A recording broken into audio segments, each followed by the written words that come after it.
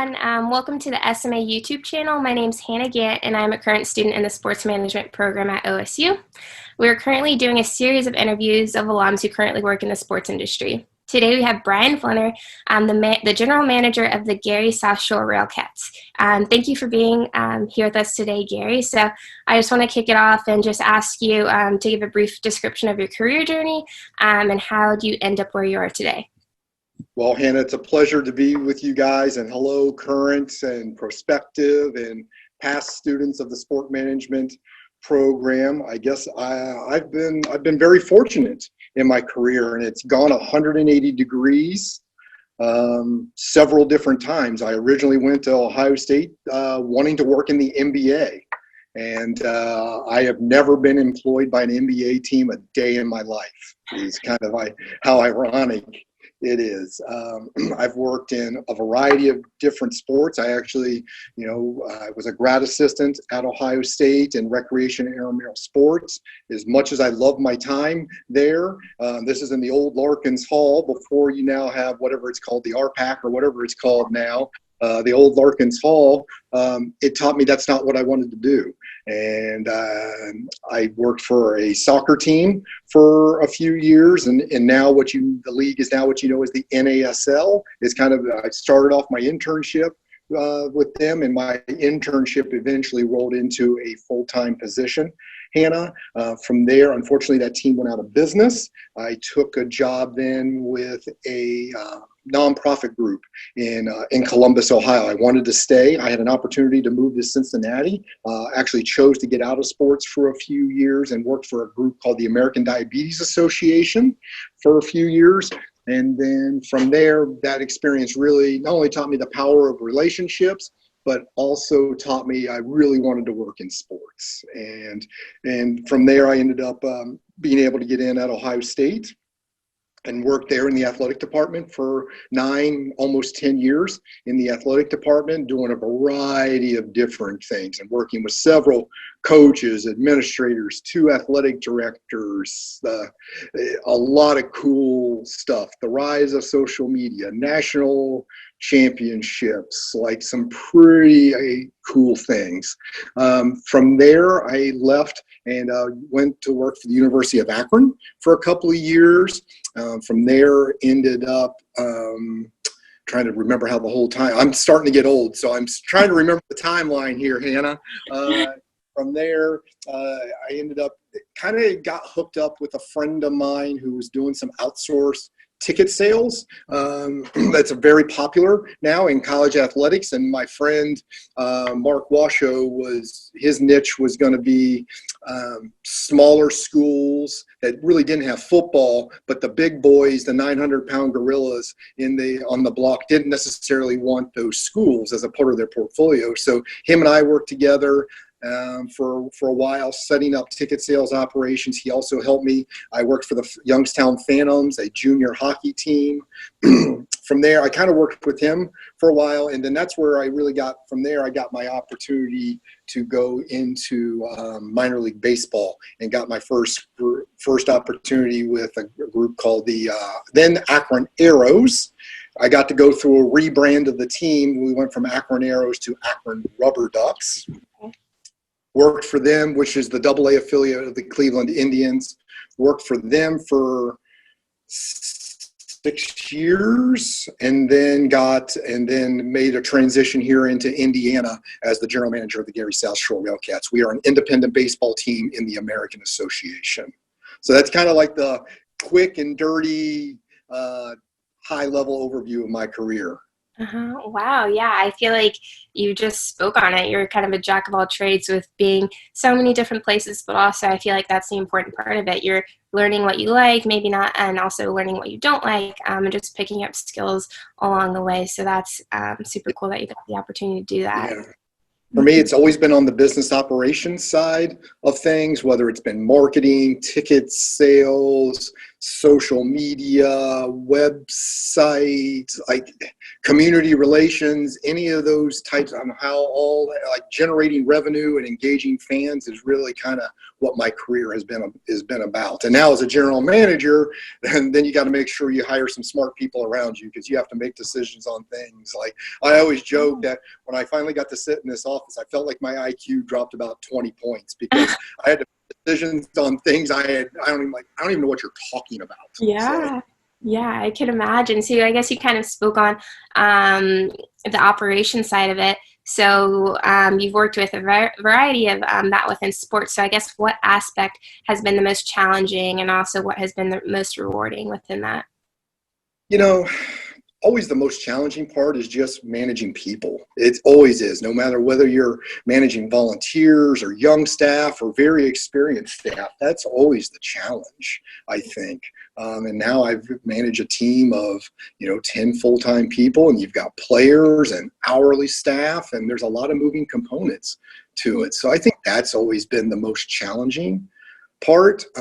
Probably the most rewarding part is just seeing those same people grow and make sure that they're achieving their dreams and what they want to out of their careers, but also our fans as well. And just seeing people come to the ballpark and have a good time in the ballpark. Yeah, for sure. So you worked with several minor league baseball teams, Railcats, Rubber Ducks. And I guess that this was towards the end of your career. Well, not the end of it, but as it's now. So I guess what kind of sparked your interest in minor league baseball, and what's your favorite part about it? Well, so I just kind of fell into it, really. I actually never had any intention of working in baseball. That was like said before, I wanted to work in the NBA, and baseball's a grind. It really is. If you're at the MLB, you're playing 81 home games and spring training and now special events and grinding it out. We only play 50 home games. It's a grind day after day after day, that's tough. Mm-hmm. So I just kind of fell into it. But once I got here, I fell in love with it because of the impact that we can have. And you can see really how minor league baseball can become a part of the fabric of a community, not unlike how the MLB and our favorite college teams and all that can so as well. It's just how we integrate ourselves, and just seeing fans come out. Here we preach fantastic family fun, and that's what it's built on every single night, and making sure that we're delivering unique, memorable experiences to our fans is really what it's about.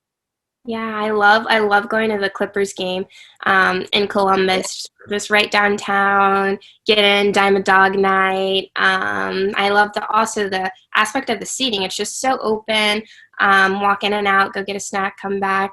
So I really do like the aspect of minor league baseball. It's not so huge or you feel lost, but it's still kind of like smaller, like a fabric of the community where it's just nice to go enjoy yourself. So definitely agree with you on that. Yeah, absolutely. I love Clippers games. I lived in Columbus a long time ago, so for a long time. So I love me some Columbus Clippers games. Yeah.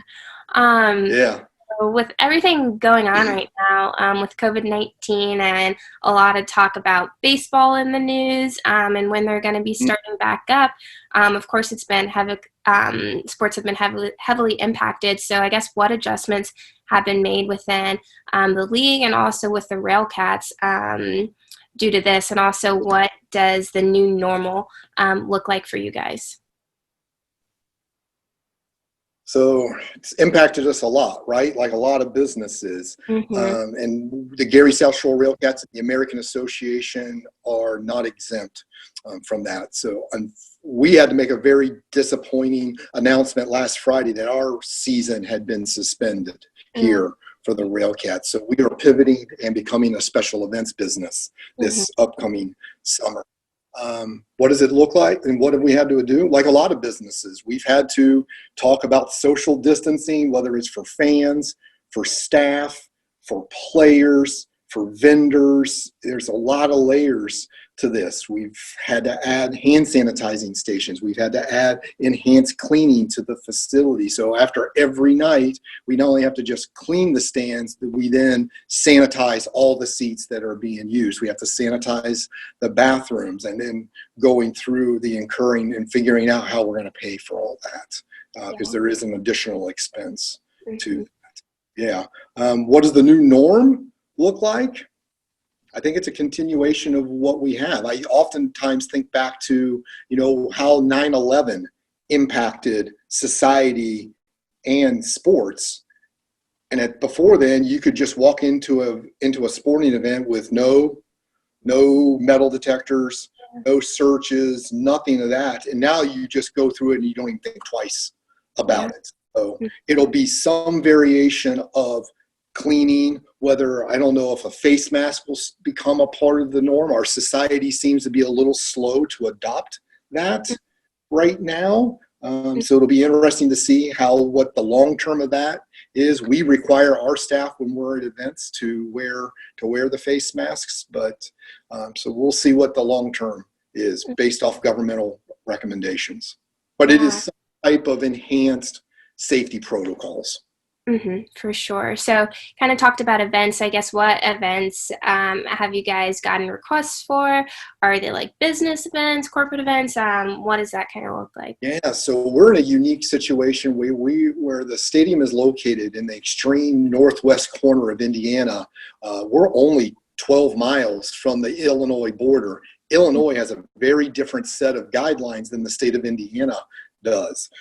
So we have been able to, not only create our own events, but also work with a lot of tournaments who are doing a lot of high school showcase events. Like we have one going on right now in the ballpark for high school kids who are playing like travel ball, some pretty competitive travel ball. But we're also creating our own festival, like a music fireworks festival. We're going to be here in 2.5 weeks. We're going to be one of the only venues shooting off fireworks in Northwest Indiana, and so we're going to be able to put together a nice event for the community, but also generate some revenue for the team as well. And then for fans who are not either able to come out or just choose not to come because of social distancing, we're actually going to stream the fireworks off our Facebook page, so they can still experience that. Yeah, awesome. I know everyone's just kind of figuring out as we go, but it's awesome to make those adjustments. Like I passed a movie theater the other day, and obviously it wasn't open, but they had it in like open drive-in movie theaters. So I mean, it's just adjusting and adapting to the times. But that's absolutely. You hear the word pivot, and that's just another word for being adaptable, is the way I look at it, and that's what we're all doing right now. For sure. So with all your experience, and I guess just different places you've been from sports, what has been the highlight of your career so far? Oh boy. Highlight of my career. That's a good question, Hannah. There's I think back to, God, I'm going to show my age now. 2003, maybe 2004. We were able to sell out a women's basketball game there at Ohio State, and I'm talking like 18,000 people. And it was kind of a perfect storm, and the moons aligned for us. Not only in terms on the marketing side, the promotion side, the fans being re-engaged, but a new team, like a new head coach came in, Jim Foster came in and put together a nice team, and they had won some games. And this game against Purdue was a very impactful game for the conference championship, and we were able to sell it out. And so that, I think back about that, being able to create one of the first inside ticket sales teams in college athletics, that's pretty memorable. And then I'll fast forward then to getting to rebrand a team, going from the Akron Arrows to the Akron Rubber Ducks, and going through a variety of different experiences and emotions with that, and then be able to ride that wave. And that year, I think we sold out, that following summer, we sold out like 14 or 15 of our baseball games on Fridays and Saturday nights, and just growing with that. It was pretty amazing and pretty special stuff. It really was. So I would probably use some of it. So it's fun. I guess a lot of sales related things. Awesome. That's really cool. Yeah, I have not been a part of a basketball game that was sold out, especially a women's basketball game. So that's really awesome. Yeah, I would be remiss to say also just seeing some staff grow as well. You know, hiring people and watching them grow and becoming and achieving their goals as well. Heck, I'm getting old enough now. I'm starting to have I'm starting to get interns who were an intern for an intern. Like, I'm like, oh my God, you've been doing this a long time when you're getting like second generation interns. So yeah, and just seeing them grow is always. And then what my favorite is also when when interns reach back out to you and they just touch base and they let you know what's going on with their careers or their families like that, and or they'll talk back, hey, you told me this story one time, or you gave me some advice, and now that totally makes sense. So those are probably some of the. I'm having trouble like referencing one specifically, but those are always proud moments as well. Yeah, you love to see people reach back out and stay connected. Yeah, absolutely. That's awesome. So you kind of spoke about it a little bit before, but I just kind of want to ask you, why did you apply to the sports management program at Ohio State? You said you kind of went out of sports and decided you wanted to come back into it. So I guess I could kind of ask you what was also during this sports management program, what was your favorite time within the program, and I guess what did you kind of get out of it the most? Yeah, so I picked Ohio State.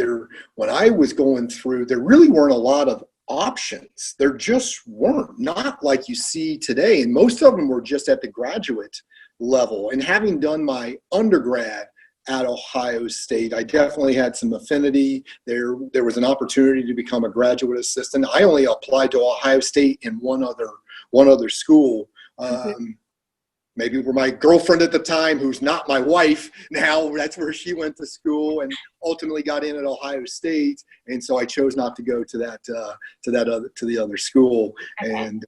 And then, so that's how I got there. There just weren't a lot of choices, and that's really where I wanted to go was Ohio State. And I just got lucky and I got in. What was the other part of the question, Hannah? If you could remind me, please. Yeah, no problem. So what was your favorite memory during the program, or what did you get out of it the most? You know, I think back to just getting to get to go to school with a lot of different students who had a lot of different backgrounds and coming from all over the place. You know what I think about a lot sometimes is, not only just the education I got and those relationships and the professors were awesome. As hokey as this might sound, I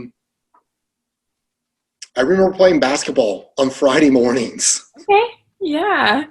And in the old Lorcan's Hall. So we'd get together and we'd play basketball from 6:30, 7 o'clock, which at the time I'm like, I am not getting up that early to play basketball. Right? And so, but now you get up that time no matter what. And so I remember it was just the sport management students. And so we would go and we would run for an hour and a half, and then go shower and then go to class and do all our GA stuff and all that. So I definitely remember that, but also just a lot of the experience I got, whether it was in the classroom or being a graduate assistant as well. And there was a third part to your question, which I have since forgotten, because you got me thinking about playing basketball now. It's all good. That was basically just your favorite memory and what you got out of it the most. So yeah, those experiences with your classmates and just the experience you get within the program and class is really, really great. Yeah, no, it was good. So what would be your advice to incoming graduate students? My advice to incoming students or current students would be a couple. Take advantage of your time at a place like Ohio State. Yes, it is huge and it is massive, but with that comes so many opportunities and resources, and just don't leave any stone unturned while you're there. It's easy to get caught up on, I'm tired, I got to do my internship and I got to study and I got a million things going on. I am so sorry I didn't put my phone on mute. I would also then suggest get internship experience in whatever you're interested in doing, and get relevant experience. Even, and I'm not as familiar as I once was with the requirements of the Ohio State program, but even if you're not getting credit for doing those internships, figure out a way. Internship experience, internship experience, internship experience. Work on the hard skills, but also work on the soft skills as well. Communication, learn how to sell, work hard, be on time, great attitude, coachable, all those things. That's what we look for. I can teach you all that. I can teach you everything else. Yeah, for sure. I feel like I've heard that a lot, and it is just also a nice reminder, because I mean, you never know where you're going to end up 10 years from now. So maybe just having that internship right now will keep your mind on that specific task or operation. So yeah, that's huge. And you kind of already touched on it, but the most important skills to hone in to be successful in the sports industry, like communication, your soft skills, teamwork. Do you have any others? I guess just be really coachable. I mean, we all make mistakes and we all have successes, but take that coaching to heart and, be willing to adapt and learn. And I'm a big still believer. I'm probably a little old school like this because I don't consider myself the smartest person in the room very often. So no one ever outworks me. Never. Never. So I pride myself on being the hardest worker in the room, maybe not the smartest person in the room. So that's just some of those types of things and those skill set. That's what I look for in people. Yeah, definitely. And so lastly, for the informational questions, who has influenced you the most in your career journey and how? Oh boy. So we're talking about mentors then, right? Yes. No, I would say there's been more than one. I've been blessed to have some good ones. Probably my first one is a gentleman who still lives there in Columbus, Ohio. He actually now lives in Worthington. He worked for he owned the soccer team that I worked straight out of school. His name's Kinsley Nice. He's been a big influence in my career. When I worked at Ohio State, a gentleman who still lives in Columbus to this day, his name is David Brown. He was my boss for 8 years at Ohio State. Him and I, we spent a lot of time. We went through some wars together and had some successes, and our kids are the same age, and he's still not only a mentor, but he's still a very good friend to this day. And then I'd probably fast forward from there to my time with the Rubber Ducks. Jim Fander, who's the general manager, and Ken Babby, who is the owner of the Rubber Ducks. They really taught me the business of minor league baseball because I had come into the games so late in my career, if you will. So they definitely helped me. They definitely taught me that business and helped get me to where I am today. And when I was in that transition of leaving the Rubber Ducks to come here, they were both very supportive and did what they could to help me get here. Good. That's great. Awesome. Yeah. People along the way to help you, and awesome that you're still connected with them. Still talk to them, not probably as much as I should, but every couple of months I talk to every single one of them. Yeah. That's good. Awesome. So we have a few fun questions. So wanted to see with the hard stuff. Wanted to see what your favorite sports team was. So growing up, definitely the Big Red Machine was my favorite. Johnny Bench was my favorite baseball player. Still to this day, one of my most prized possessions that's worth about $1 is a 1980 autographed Johnny Bench baseball card. I know he signed it because I handed it to him. Probably not, like I said, probably not worth anything to anybody else, but it means the world to me. From there, if anybody that's watching these really truly knows me, Ohio State football and basketball through and through, go scarred and gray.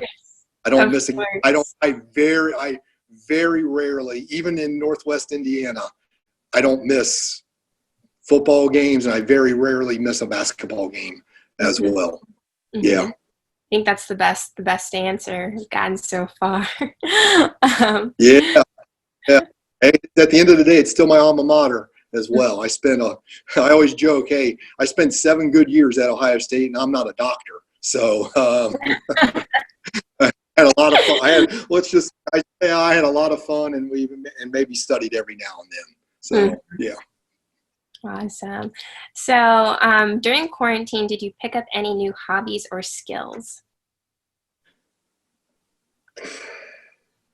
I wouldn't say a hobby or necessarily a skill, but one thing my family and I did, this was my wife and my daughter and we did a few jigsaw puzzles, like Okay. 5-piece, maybe piece puzzles, and it was just something to do as a family. Yeah. And it was I probably should look back on it, probably should have read more and things like that, but that was just something we could do to try to get your mind off of it and take your mind off of work a little bit, because we were stay at home for 6-8 weeks, whatever it was, and definitely some hours, cranking on some hours there, but also, so that was probably it. Just, I found a love for maybe some jigsaw puzzles, and now we're into event season. I don't have time to do it, but definitely back when we get into the off season. So that's probably it for me, the jigsaw. Awesome. And last one. So if you could describe Ohio State in 3 words, what would they be? Easy. People, tradition, excellence. Yeah, I can agree with all those. We've gotten a lot of great responses on those, and every time I hear it, it just makes me even more, I guess, prideful and happy that I go to Ohio State, did my undergrad here, doing a master's. So definitely. Oh, okay. Awesome. I did, yeah. So it's just great place. Nothing bad to say about it, of course. Only great things. So yeah, awesome. Yeah, no, every time I make it back to Columbus now, about once a year, probably around the holidays, and we tend to just go down and drive around. And if the basketball team's in town, we'll try to catch a game or something like that. But if not, we'll just take my kids and we'll drive around the campus and show them Mirror Lake, or show them the library, the College of Business. Larkins isn't there anymore, that type of stuff. But the RPAC is kind of where Larkins Hall used to be. So yeah. Awesome. Show them all the sights and sounds of the good old Scholar and Gray campus. For sure. So, Brian, I just want to say thank you again. This was so great. Learned a little bit about you and your past experience, which was super interesting to learn about and hear about. So I just want to say thank you again, and thank you everyone for watching. So we'll be posting these quite frequently, and thanks again, Brian. We really appreciate it. And it's a pleasure meeting you, and please tell Dr. Turner I said hello, if you would, please. I will, for sure. All right. Thank you, Ryan. Bye, everyone. Here, my pleasure. Nice to meet you.